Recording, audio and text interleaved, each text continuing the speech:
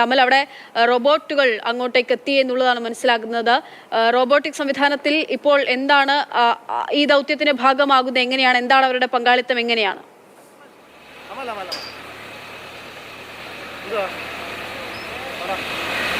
ഇന്നലെ വൈകുന്നേരം മുതൽ അവരുടെ സാന്നിധ്യമുണ്ടായിരുന്നു. റോബോട്ടിക് എന്ന് പറയുന്ന ഒരു കമ്പനിയുടെ അവരാണ് ഇവിടെ ഈ റോബോട്ടുകൾ ഇറക്കിയുള്ള രക്ഷാപ്രവർത്തനത്തിന് അത് ഏകോപിപ്പിക്കുന്നത്.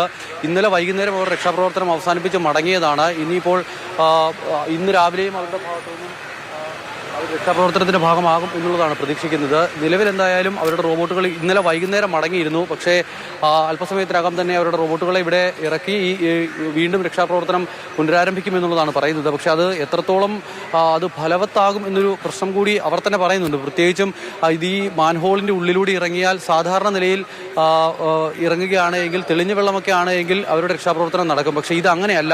ഇപ്പോഴത്തെ പ്രതിസന്ധി, ഇപ്പോൾ മാലിന്യം കുന്നുകൂടി കിടക്കുന്നുണ്ട്. അതിനിടയിൽ വേണം ഇവരുടെ ഈ സംവിധാനത്തിൽ ഇറങ്ങി പ്രവർത്തിക്കാൻ. അതിനാൽ തന്നെ ഈ പറയുന്ന NDRFന്റെ സംഘം ഇറങ്ങിയുള്ള രക്ഷാപ്രവർത്തനം തന്നെയാകും കൂടുതൽ ഫലപ്രദമാകുക എന്നുള്ളതാണ് ജില്ലാ ഭരണകൂടത്തിന്റെ അടക്കം വിലയിരുത്തൽ. അതിന്റെ അടിസ്ഥാനത്തിൽ അവരിൽ കൂടുതൽ വിശ്വാസമർപ്പിച്ച് മുന്നോട്ട് പോവുകയാണ്. നിലവിൽ എന്തായാലും ഒരു സാധ്യതയും നമ്മൾ തള്ളിക്കളയുന്നില്ല. അതിനാൽ തന്നെ എല്ലാ സാധ്യതയും പരിശോധിക്കുന്നു. അതിനൊപ്പം റോബോട്ടിക് സംവിധാനം കൂടി ഇപ്പോൾ ഉപയോഗിക്കുകയാണ്. പക്ഷേ റോബോട്ടിക് സംവിധാനം കൂടി ഉപയോഗിച്ചുകൊണ്ടുള്ള ഒരു രക്ഷാപ്രവർത്തനമാണ് ഇപ്പോൾ നടക്കുന്നത്. അമൽ സൂചിപ്പിച്ച പോലെ തന്നെ എന്തൊക്കെ സാധ്യമാകുമോ, മനുഷ്യനാൽ എന്തൊക്കെ സാധ്യമാകുമോ അത്തരത്തിലുള്ള സംവിധാനങ്ങളും സാധ്യതകളും ഒക്കെ ഉപയോഗിച്ചുകൊണ്ടുള്ള രക്ഷാപ്രവർത്തനമാണിപ്പോൾ തലസ്ഥാനത്ത് നടന്നുകൊണ്ടിരിക്കുന്നത്.